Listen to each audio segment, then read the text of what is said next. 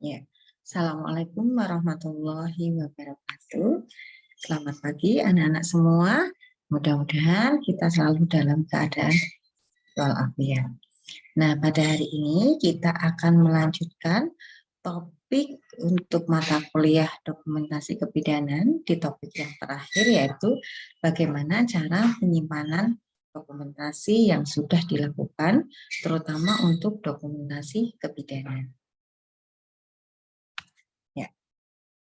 Kenapa kita perlu tahu untuk penyimpanan dokumentasi? Karena dari beberapa hasil penelitian itu menunjukkan bahwa kadang-kadang apa yang sudah kita lakukan, apa yang sudah kita buat, kita dokumentasikan, kemudian kita lupa bagaimana cara penyimpanannya, ya, supaya nanti ketika dokumen tersebut itu diperlukan, kita tidak kesulitan untuk mencarinya. Nah, beberapa penelitian, salah satunya adalah yang dilakukan oleh Mertasari dan kawan-kawan di tahun 2020 untuk mengevaluasi pendokumentasian pada praktek mandiri bidan delima di Kabupaten Buleleng dengan populasi adalah seluruh bidan delima di Buleleng berjumlah 62 orang. Sampelnya adalah 43, ya, praktek mandiri bidan delima yang berpraktek saat pandemi COVID-19. Nah, hasil penelitian yang dilakukan Mertasari tersebut menunjukkan bahwa ketersediaan sarana pendokumentasian seperti formulir, buku register, format di BMP Bidan Delima lebih dari sebagian dalam kategori cukup lengkap saja, yaitu 53%. Kemudian pelaksanaan pencatatan hasil pelayanan kebidanan kurang dari sebagian dengan kategori baik atau 33%. Pelaporan hasil pelayanan kurang dari sebagian dengan kategori cukup baik ada 42%, dan yang terakhir itu adalah penyimpanan arsip pendokumentasian itu kurang dari sebagian dengan kategori baik atau 49%. Nah, dari hasil penelitian Mertasari ini kita bisa melihat bahwa untuk penyimpanan arsip itu masih sangat kurang, ya. Sebagian itu belum melakukan penyimpanan arsip dengan aturan-aturan yang sesuai. Nah, sekarang kita belajar bagaimana sih cara penyimpanan dokumennya.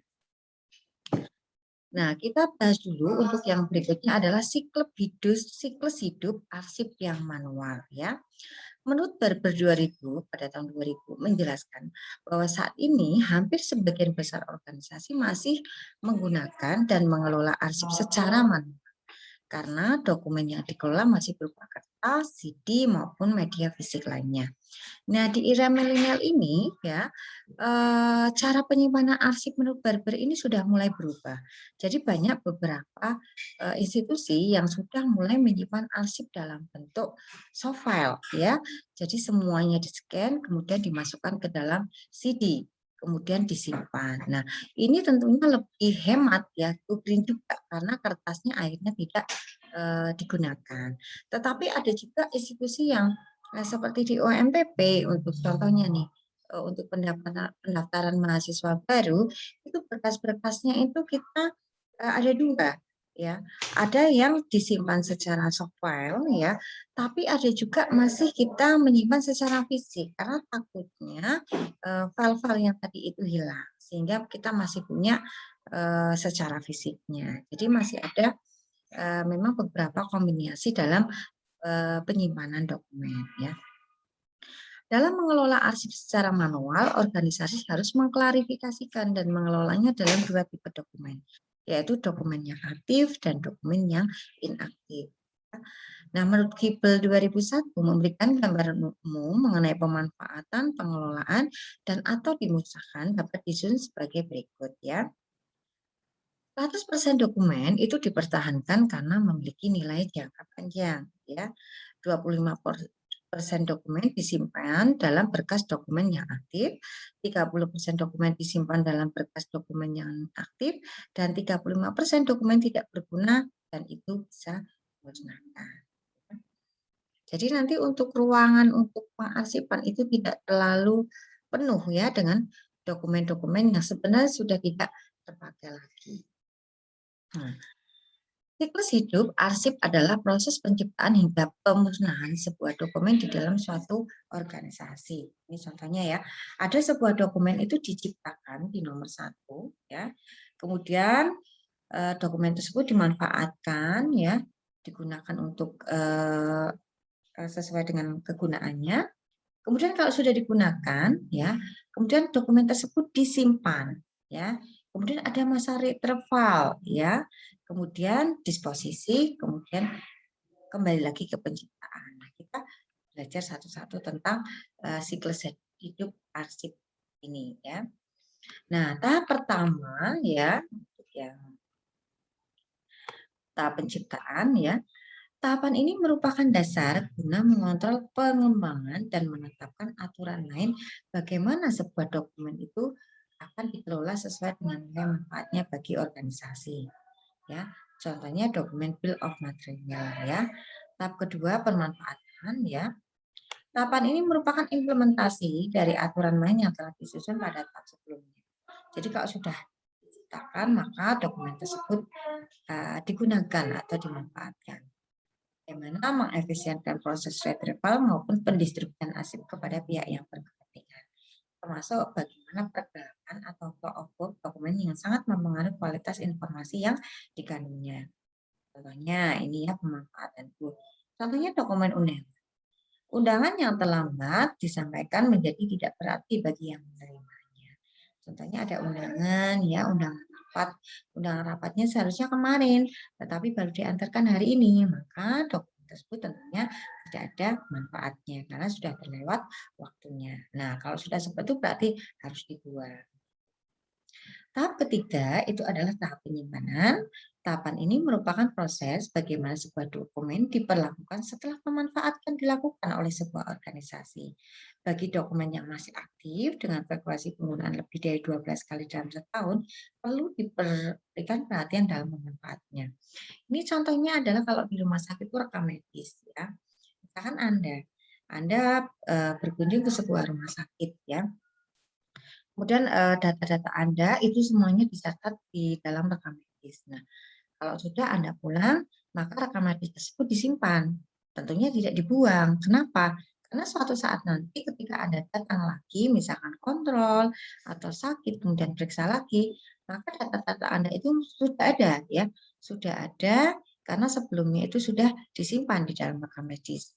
Di situ biasanya ada nomor RM-nya, tinggal diambil saja, tidak perlu menanyakan lagi namanya lengkapnya siapa, umurnya berapa, itu karena sebelumnya itu sudah ada. Jadi lebih menghemat waktu sebenarnya. Nah, itu namanya dokumen yang aktif, ya. Nah, seperti undangan yang tidak tadi yang ketika sudah terlambat disampaikan gitu ya, kemudian menjadi tidak berarti ya, satu bisa dibuat arsip, tetapi untuk yang lainnya bisa. Tahap keempat retrieval yaitu tahapan ini lebih menitik beratkan pada lokasi dokumen maupun yang dimaksud dengan melacaknya apabila tidak kembali dalam jangka waktu tertentu. Contohnya, pengklasifikasian yang dilakukan petugas perpustakaan harus mengetahui keberadaan buku sebuah buku itu dipinjam oleh siapa, sejak kapan, sampai kapan, hingga mekanisme berakhir. Itu contohnya tahap retrieval, ya. Jadi harus tahu ya bahwa dokumen itu ada di mana, ya. Kemudian kalau misalkan sebuah dokumen yang ada di sebuah perpustakaan itu harus tahu juga di situ ada data-datanya. Nah, data-data itu kalau dulu itu kan secara manual ya, pakai kartu perpustakaan dicatat siapa yang pinjam ya, kemudian tanggal berapa, dikembalikan tanggal berapa, oleh siapa, kemudian diparaf. Nah, itu kita agak kesulitan ya ketika mencari sebuah buku. Ini buku tidak ada, yang mencari siapa? Kita harus buka satu-satu dokumen fisiknya tadi. Tetapi untuk sekarang sudah ada e-library ya, e-learning, e-library atau elektronik, perpustakaan elektronik. Tinggal kita cek aja, kita ketika nama bukunya, seri bukunya, maka akan muncul di situ. Kalau sebelumnya sudah ada data-data di input, siapa yang pinjam, tanggal berapa, ya, waktunya kapan, itu kita ketikkan untuk serinya saja itu sudah akan keluar nama-namanya. Itu lebih canggih ya, lebih memudahkan juga untuk petugasnya. Nah, itu.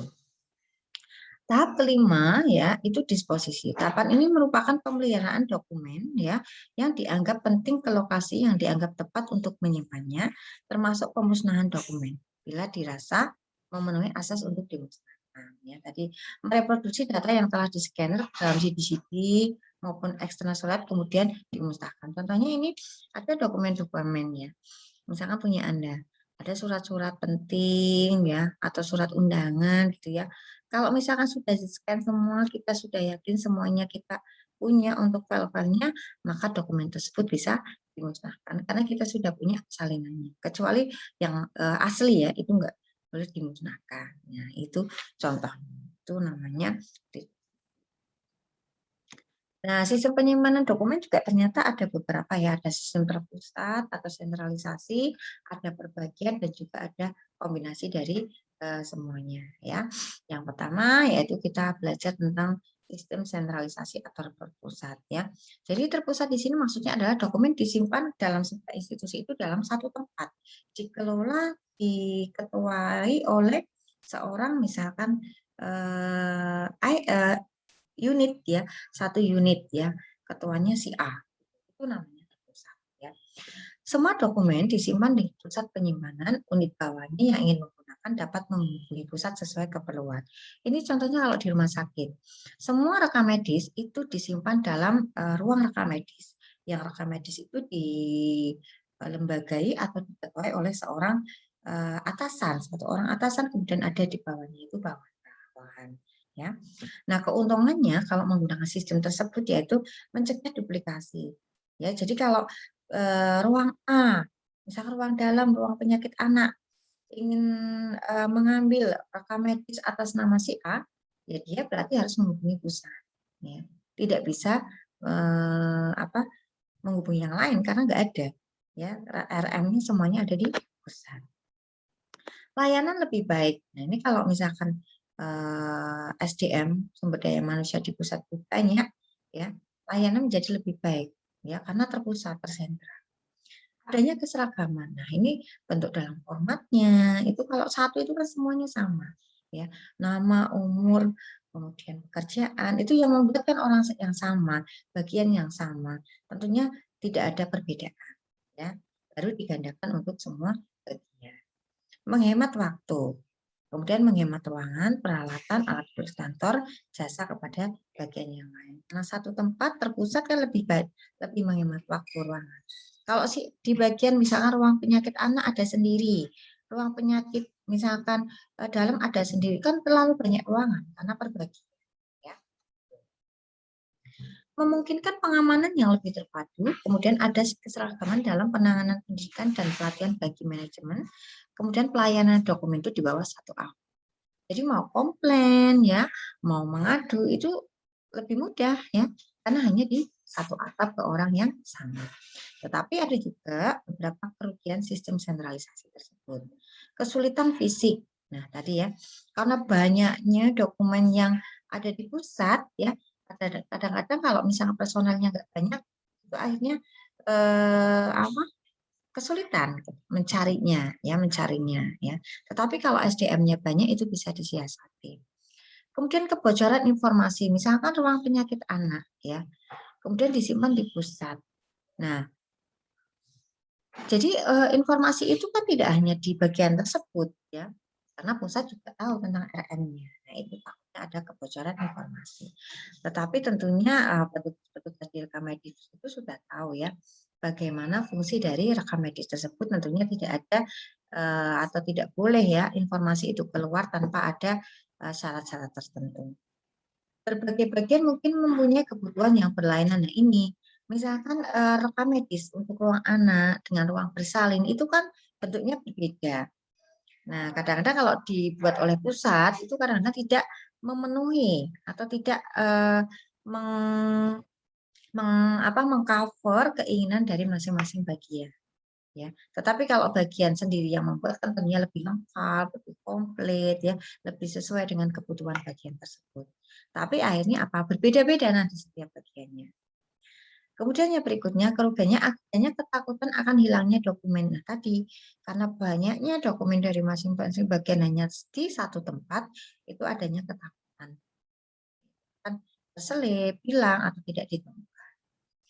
Pemakaian tidak langsung memperoleh dokumen bila diperlukan. Jadi kalau kita ingin menggunakan itu tidak kita bisa mencari sendiri ya, tetapi kita harus menghubungi pusat dulu baru dicarikan. Nah, ini mungkin yang membutuhkan waktu ya. Nah, tadi semuanya bisa disiasati ketika SDM di rekam medis itu atau di bagian pengarsipan itu jumlahnya banyak. Yang kedua, sistem desentralisasi. Nah, sistem desentralisasi ini contohnya begini. Jadi setiap bagian itu membuat atau menyimpan sendiri-sendiri ya.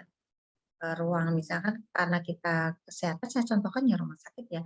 Misalkan ruang A itu disimpan sendiri oleh ruang A, ruang B disimpan sendiri oleh ruang B. Itu contohnya sistem desentralisasi. Nah, sistem ini menyerahkan pengelolaan dan penyimpanan dokumen pada masing-masing unit. Beberapa keuntungan dari penggunaan sistem desentralisasi antara lain dekat dengan pemakai. Nah, jadi kalau ruangan tersebut ingin menggunakan, itu kan tidak perlu ke pusat, ya, cukup mencari di ruangan tersebut, ya, dekat dengan pengguna. Sistem ini sangat cocok bila informasi rahasia yang berkaitan dengan sebuah bagian sistem di bagian yang bersangkutan. Jadi ada beberapa hal yang tidak bisa keluar atau tidak bisa disampaikan yang sifatnya rahasia di masing-masing bagian. Ketika penyimpanan ini ya disimpan oleh orang lain atau bagian lain, takutnya ada beberapa informasi tadi yang bocor ke bagian yang lain ya. Menghemat waktu dan tenaga dalam pengangkutan berkas. Nah, karena di tempat yang dekat dengan pengguna, maka waktu, tenaga itu lebih minimalis ya. Tetapi juga ada beberapa kerugian sistem desentralisasi ini. Ya, yang pertama, pengawasan relatif sulit untuk dilakukan karena setiap bagian atau ruangan itu mempunyai ruang sendiri, mempunyai orang sendiri, jadi pengawasan dari pusat itu susah, ya. Kemudian akan ada duplikasi atas dokumen yang sama. Kenapa? Karena pusat juga harus punya dokumen yang sama di bagian tersebut. Sehingga kadang-kadang dua di bagian itu punya, di ruangan punya, nanti di pusat punya. Jadi ada beberapa duplikasi. Keuntungan spesialisasi berupa tenaga arsip yang terlatih dan profesional tidak diperoleh. Nah ini, kalau semuanya terpusat, itu ada pelatihan, kemudian ada seminar, itu kan langsung oleh biro pusatnya.